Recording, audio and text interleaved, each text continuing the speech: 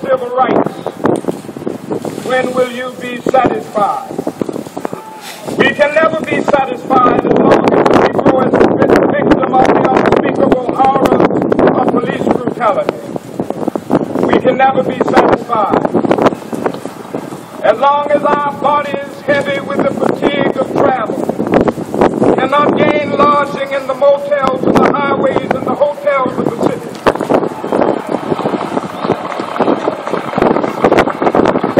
We cannot be satisfied as long as the Negro's basic mobility is from a smaller ghetto to a larger one. We can never be satisfied as long as our children are stripped of their selfhood and robbed of their dignity by signs stating for whites only.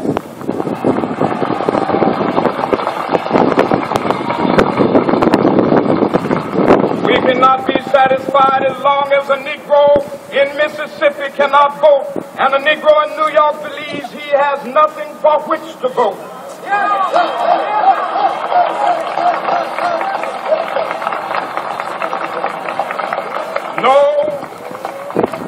No, we are not satisfied, and we will not be satisfied until justice rolls down like water and righteousness like a mighty stream.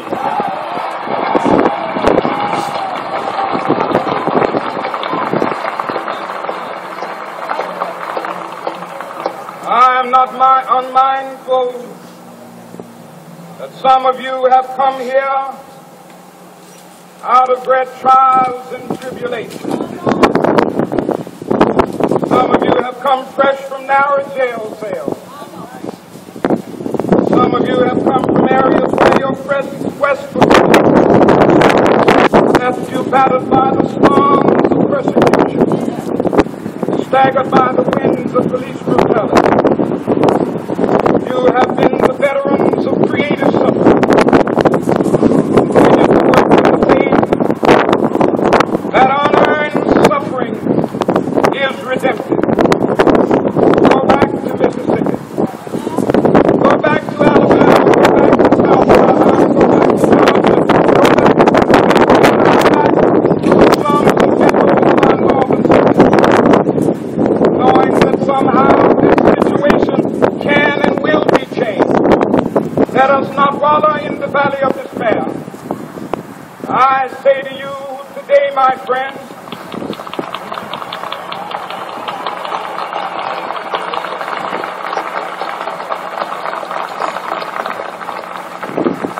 so even though we face the difficulties of today and tomorrow, I still have a dream. It is a dream deeply rooted in the American dream. I have a dream. One day, this nation will rise up, live out the true meaning of its creed. We hold these truths to be self-evident that all men are created equal.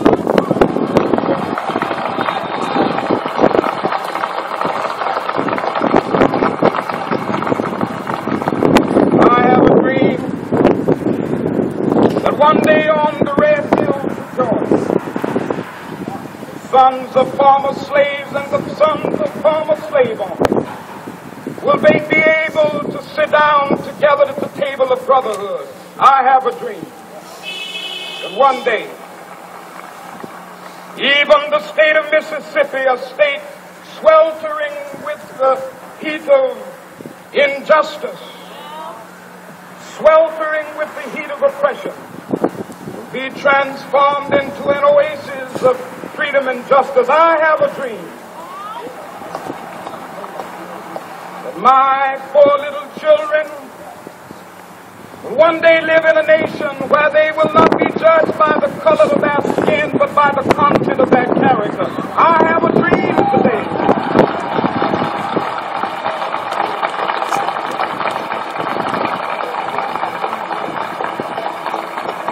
I have a dream that one day, down in Alabama, with its vicious racists, with its governor having his lips dripping with the words of interposition and nullification, one day right there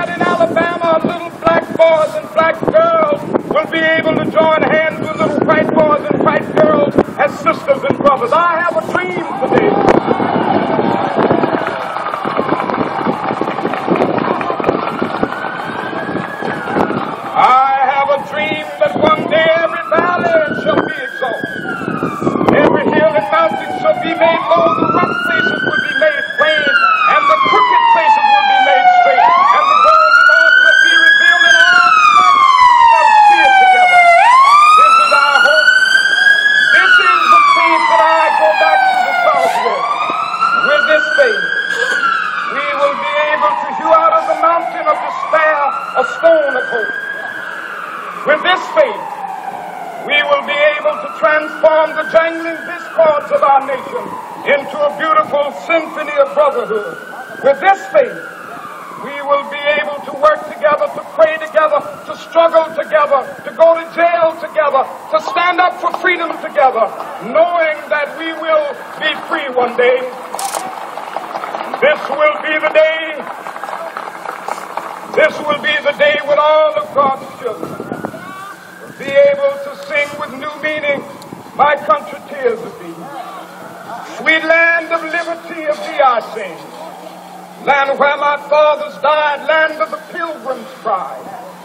From every mountainside, let freedom ring. And if America is to be a great nation, this must become true. And so let freedom ring. From the prodigious hilltops of New Hampshire, let freedom ring. From the mighty mountains of New York, let freedom ring. From the heightening Alleghanies of Pennsylvania, let freedom ring. From the snow-capped Rockies of Colorado, let freedom ring. From the curvaceous slopes of California. But not only that, let freedom ring from Stone Mountain of Georgia.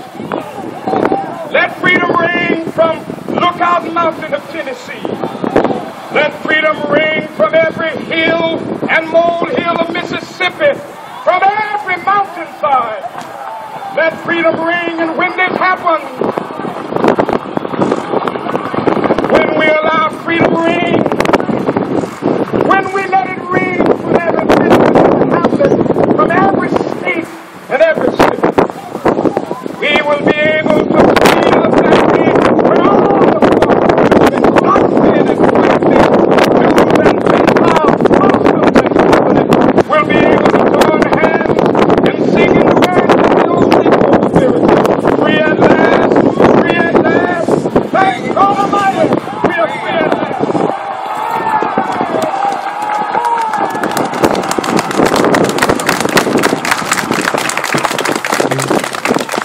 And this concludes our